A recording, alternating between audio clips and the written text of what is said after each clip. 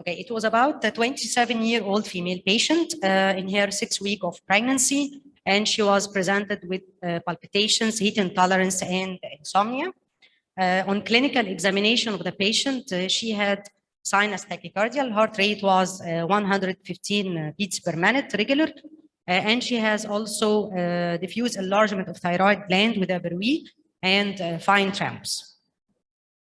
So this is an interactive case presentation. I would like you to share with the answers using the voting system. My first question is, what is the next step in her diagnosis? TSH, FRT3, FRT4, or ask for TSH receptor antibodies, or TPO antibodies, and finally thyroid ultrasound. Okay. Yes, I think 100%. Yes.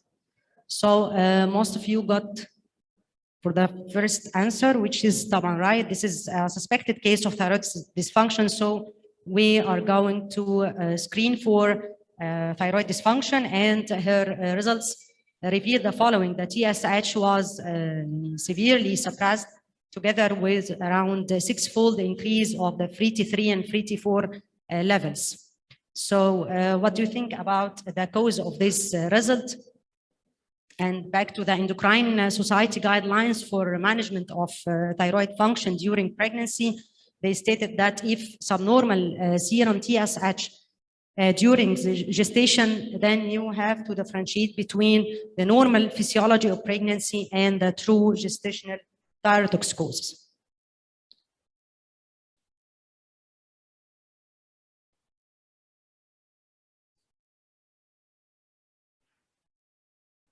And to answer this question, let's talk a little about the changes of thyroid during pregnancy. And during the first trimester, as you can see here, the reference range for TSH is lowered due to the cross-reactivity of the HCG with the TSH receptors. That leads to a little suppression of the TSH, and this occurs in the first trimester. The second thing is that during pregnancy, the estrogen-mediated increase in the total the thyroid binding globulin, that leads to increase in the serum total T3 and T4 levels. So the net result for this will be a state of transient subclinical hyperthyroidism. And this is accounted as normal physiology during the first half of pregnancy. Later on, the HCG declines and the thyroid function return back to normal. And being aware of these changes would be helpful in interpretation thyroid function tests during pregnancy. As in normal pregnancy, as you can see here, that there is a little suppression of the TSH with elevation of total T3 and T4 levels. While in cases of hyperthyroidism during pregnancy, there is a suppression of TSH and elevation of both the free and total T3 and T4 levels. So because of these changes, the American Thyroid Association guidelines, they recommend the use of population-specific, trimester-specific reference range for interpretation of thyroid function tests. And based on a large US and UK studies, they recommend that the TSH reference range during the first trimester will be from 0.1 to 2.5, second trimester from 0.2 up to 3, with the third trimester from 0.3 to 3. However, many of the commercial laboratories, they do not provide this reference range. So in this situation, it was suggested that during the first trimester, you can reduce the lower limit of TSH by 0.4, with upper limit by 0.5. So the reference range for TSH will be from 0.1 to 0.4 to 4. And during the second, third trimester, there will be gradual improvement of the TSH towards the non-pregnant normal range. On the other hand, regarding the total T4, its upper range increased by 5% per week, and this starts at week 7 till the week 16 of gestation. So at 16th week of gestation, the upper limit of T4 and T3 total will be 1.5-fold higher, or that equals to 50% higher than the non-pregnant reference range. So back to our patient, and based on this laboratory finding, definitely the patient had hyperthyroidism. Many causes of hyperthyroidism can occur in pregnancy. However, Graves and HCG mediated are the two common causes encountered in pregnancy, and other causes are not very common. Regarding Graves' disease, the course of the disease usually fluctuates during pregnancy, with exacerbation of the disease during the first trimester due to the higher levels of HCG hormone, with improvement by late gestation. Regarding the HCG-mediated hyperthyroidism, it includes gestational transient thyrotoxicosis, what's called gestational hyperthyroidism. This occurs in the first half of pregnancy, as we mentioned before, due to the effect of HCG, and it usually transient, self-limited, with mild state of hyperthyroidism and absence of thyroid autoimmunity. It also includes hyperemesis gravidarum, which is defined as presence of severe vomiting in early pregnancy associated with 5% weight loss and dehydration.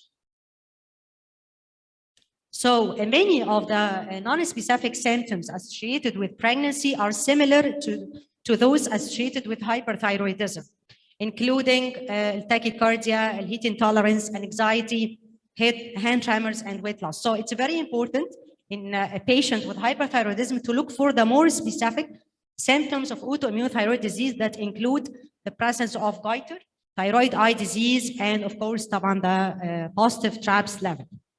On the other hand, the gestational hyperthyroidism are characterized by a mild state of hyperthyroidism, as we mentioned before, due to stimulation by HCG and or sometimes TSH receptor mutations. And of course, they are not associated with any signs of Graves' disease and a negative TRAPS level. So it was recommended that differentiation between Graves' disease from gestational thyrotoxicosis include the presence of clinical evidence of autoimmunity, typical goiter, and positive TSH receptor antibodies. And back to our patient, the patient had goiter. By examination, we found she had proptosis. Laboratory tests revealed overt hyperthyroidism, and TRAPS level was positive. Ultrasound thyroid showed a hypervascular gland, so a diagnosis of Graves' disease was made for our patient. So my next question is, what the best choice of treatment in pregnant patients with hyperthyroidism? Thyroidectomy, radioactive iodine, beta blockers, or antithyroid drugs?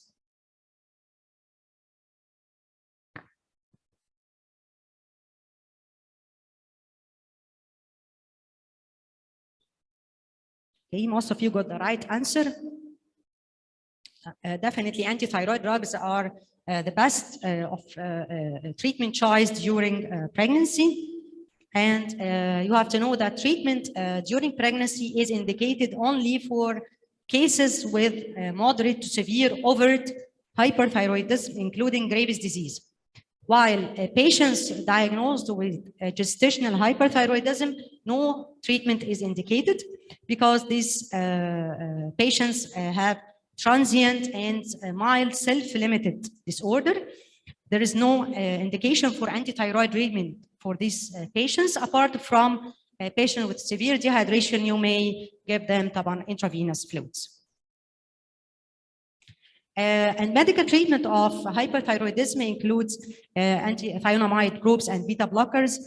We give beta blockers as symptomatic treatment for hyperthyroidism, metoprolol or propranolol, and you have to avoid long-term administration of beta blocker to avoid the risk of fetal growth retardation, hypoglycemia, and bradycardia. On the other hand, antithyroid drugs are given to decrease thyroid hormone synthesis, and it was fully covered by Dr. Samir in his lecture.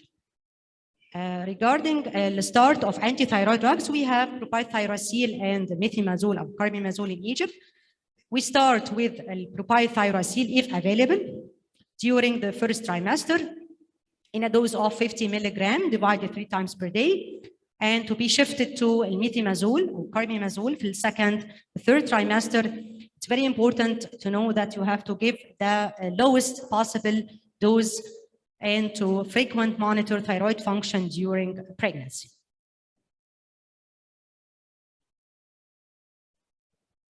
Because the use of methimazole is associated with birth defects, so propylthyracil is preferred for the first trimester. And then it's recommended to switch to methimazole or carbimazole after the first trimester to avoid the risk of liver failure associated with propylthyracil. The next question is, what are the targets for treatment in pregnant female? To keep the normal TSH 3T3 and 3T4, suppress TSH in upper normal 3T4, suppress TSH and low normal 3T4, or normal TSH and low 3T4.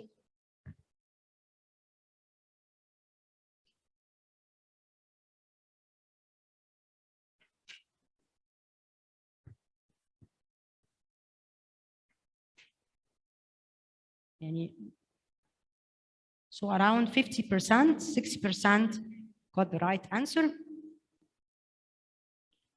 So in pregnant female treated with anti-thyroid drugs, it's recommended to keep the 3T4 at or just above the upper limit of the normal range to avoid the risk of fetal hypothyroidism and fetal goiter, because the fetal thyroid is more sensitive to the effect of anti-thyroid drugs. And to follow up the patient with TSH or 3T4 every 4 weeks during pregnancy, keep the serum TSH level a little bit suppressed or on low side.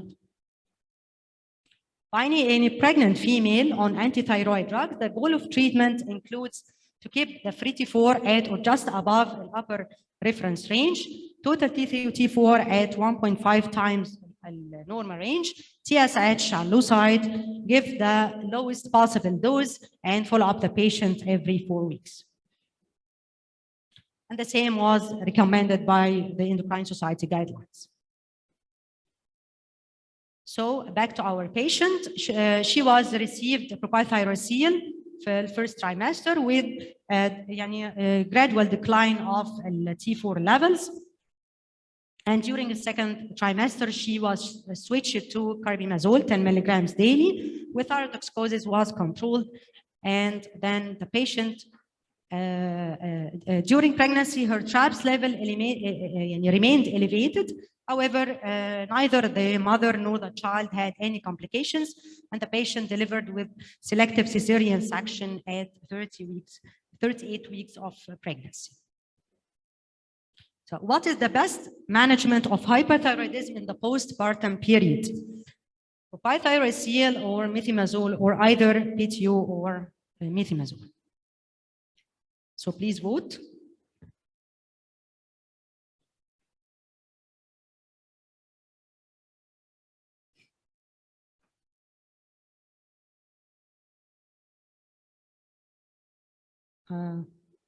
Okay.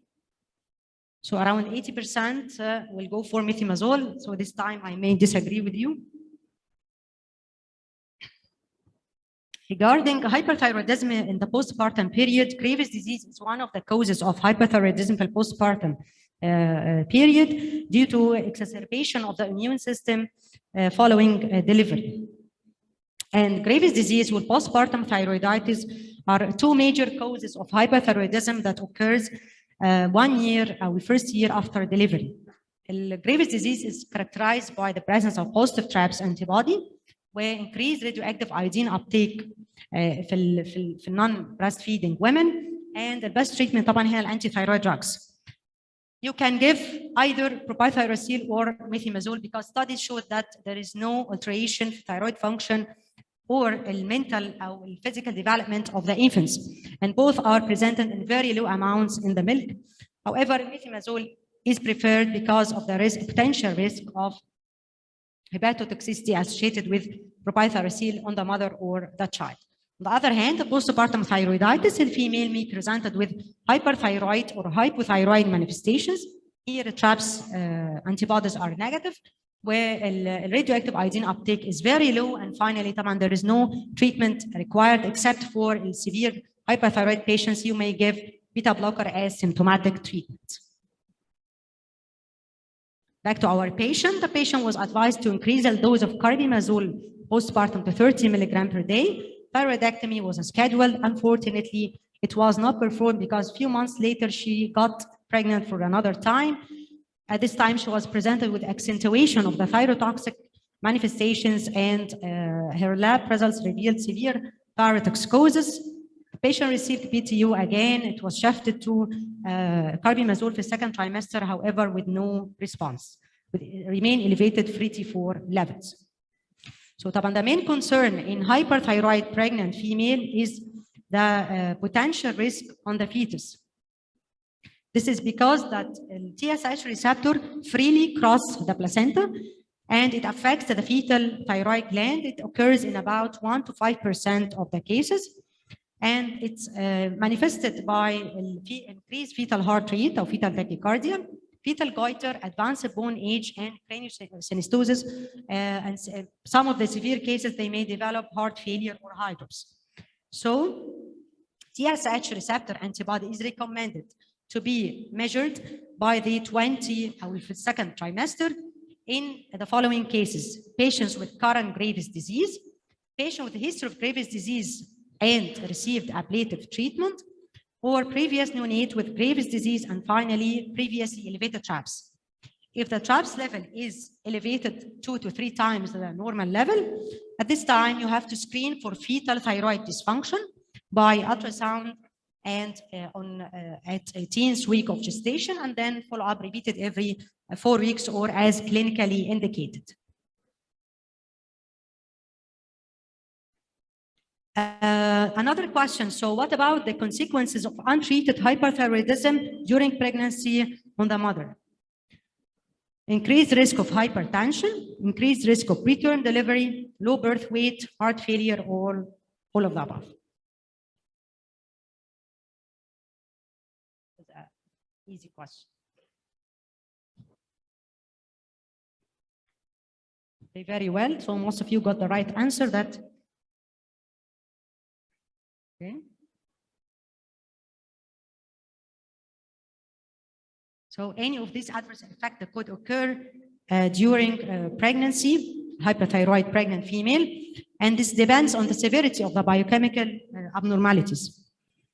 So this is a large prospective study. It includes around 25,000 pregnant female. They found that around, they did a screening test for thyroid dysfunction.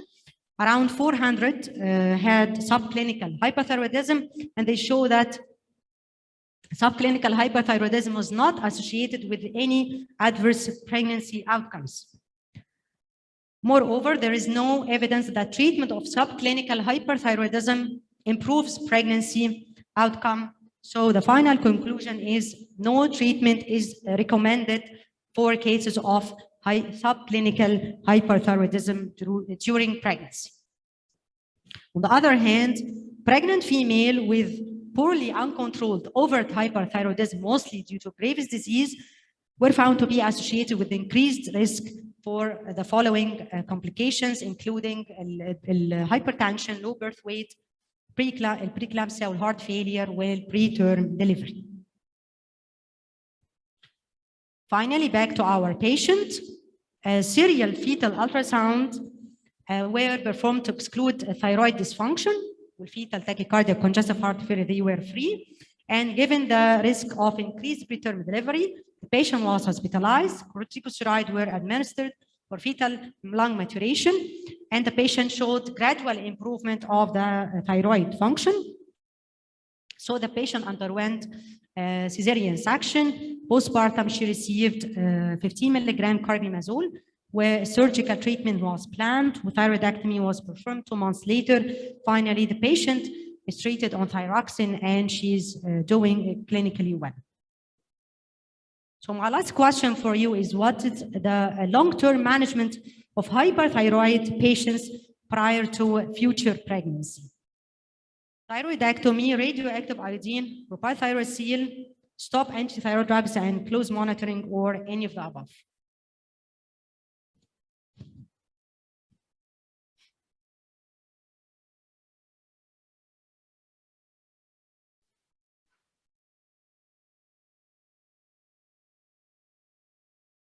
Okay, most of you go for thyroidectomy. I may disagree with you for the second time, because a long-term management of a hyperthyroid patient may include any of the above modalities, and this depends on the clinical situation. So female patients and Graves' disease patients on high dose of anti-thyroid drugs, so it's better for them to elect for definitive therapy, whether surgery or radioactive iodine, till they become euthyroid. However, young females with normal periods, you can switch the patient to BTU before pregnancy or as soon as the pregnancy is confirmed.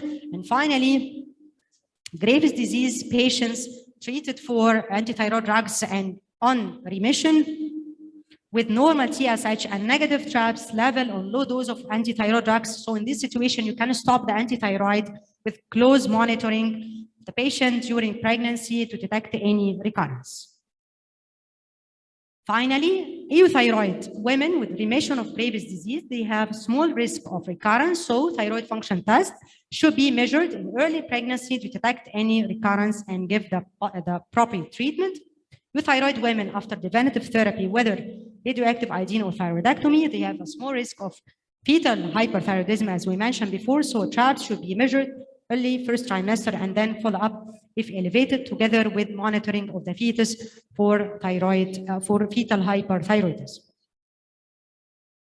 So finally, my chairman and dear professors and dear colleagues, I come to a conclusion that there are changes in thyroid physiology, increase in T3 with T4 and reduction in TSH, which is considered as normal during pregnancy. Thyroid function tests should be interpreted using the population and trimester-specific reference range. Graves' disease and gestational thyrotoxicosis are the most common cause of hyperthyroidism during pregnancy. The diagnosis of hyperthyroidism includes suppressed TSH together with elevated T3, T4 or T3 levels. Patient with subclinical hyperthyroidism requires no treatment. And finally, treatment only given to patients with overt moderate to severe hyperthyroidism with frequent monitoring during pregnancy and the postpartum period. And I would like to thank all of you for attending, and see you inshallah في next ThyroAlex في 2022. وكل سنة وحضراتكم طيبين. Thank you دكتور مروة، حالة جميلة جدا وتبس هايلة في الكلينيكال implication.